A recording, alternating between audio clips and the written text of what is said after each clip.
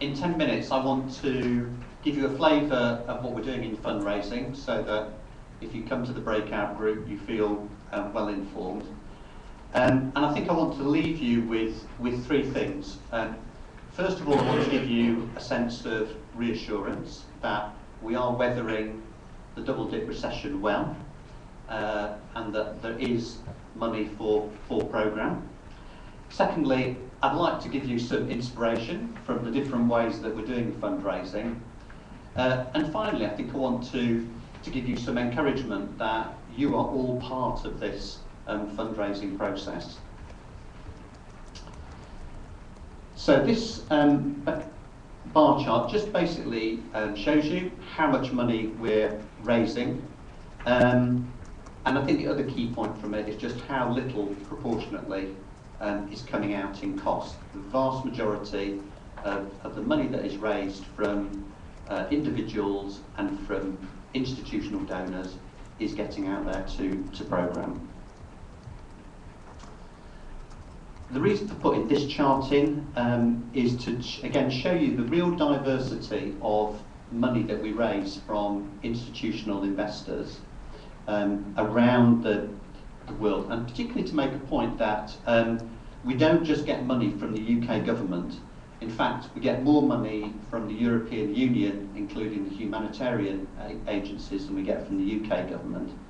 And we get almost half as much as we get from the UK from other governments around the world, like the Swedish government, for example.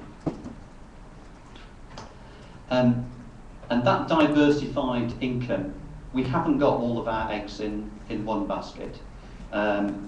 We are diversified, and if you like, think of it as this way: our biggest egg, which is regular giving, just because it is regular, is fairly safe income for us. So we're not complacent about fundraising, but we are in a good position. Three themes really in terms of our strategy and supporter marketing. First of all, we're trying to stabilise our regular giving. It's about 50% of supporter marketing's income. And despite all of our efforts in recent years, the actual number of regular givers that Oxfam has gone down over the last 5 to 6 years. And really our job is to try and stabilise the numbers to begin with, and then to start growing them. We want to inspire donors more than ever, and I'll explain how we're going to do that. And finally, we want to grow in some new areas, and that includes overseas. So first of all, stabilising regular giving. Last year, we recruited 12,000 donors through our marketing channels, so for example, television, and it is our biggest challenge. We are trying desperately to work how we get the public to respond with regular gifts, but doing so in a way that portrays people really positively, actively working their way out of poverty, and not being helpless victims, not being passive.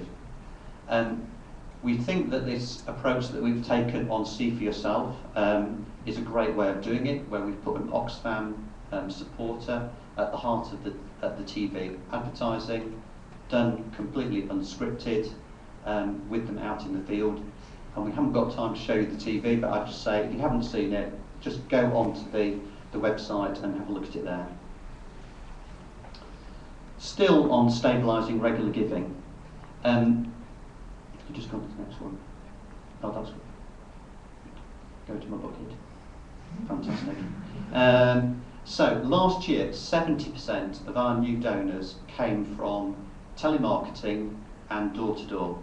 And I know that one of the most probably contentious issues, probably for you, certainly for our corporate management team at times, is just how do we feel about what you might call sales-led channels, and in particular, how do we feel about street fundraising, which we haven't done for 4 years, but we're about to go back in 2 pilot ways. And the important thing that we're trying to do is to do it in innovative ways. So this particular example here is we're going to be doing a pilot in Newcastle and London. Basically, the mechanism for giving here is that predominantly young people will make a small donation on their mobile phone, either £2, £3 or £5, with a clear understanding that we will be talking to them over the phone to follow up with. And the second thing we're going to be doing is to also pilot some fundraising in shopping centres and railway stations, which will be much more focused around our work with food, and again giving people an opportunity to come and interact and see our work. I'm sure that's something that a few people want to talk about later on. The second theme, about connecting with existing donors.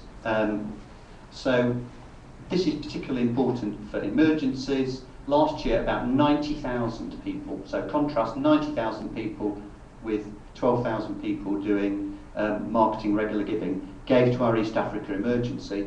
40% of those gave online. A really interesting and low-cost way of connecting with those people. I'm going to have to move on quickly. And just to say that even those of you who are still getting our pieces of direct mail, we are increasingly integrating that with digital material to follow up with.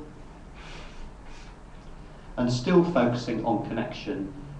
We are fortunate to have quite a decent number of more affluent donors on our database, and we're really trying to come up with a very focused proposition for them, which we feel gets them closer to Oxfam.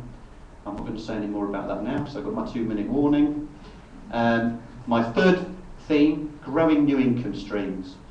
Just really want to reiterate that we are seriously committed to community and event fundraising. It's been a big focus for us, currently raising about £5 million through that channel, aiming to grow it at 25% per annum.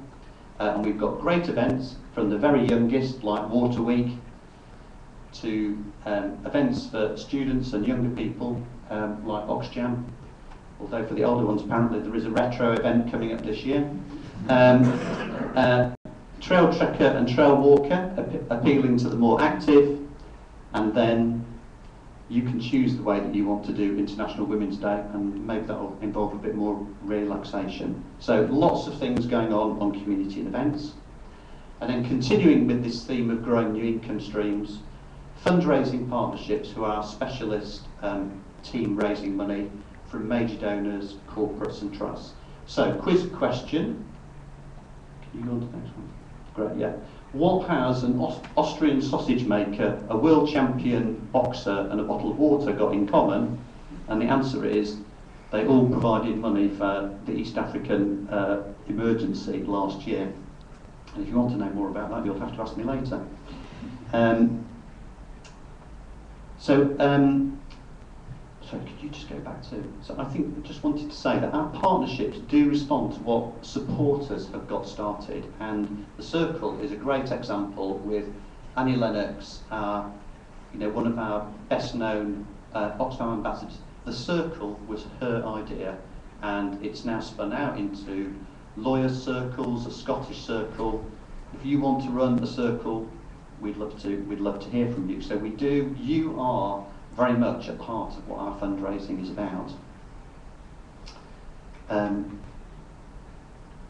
Yes, we do work with corporates. They've helped us raise about £4 million this last year, and including things like goods in kind with British Airways flights for East Africa, for example. And lastly, because my time is up, I really just want to say a big thank you to all of you, because you help make fundraising happen. Thank you.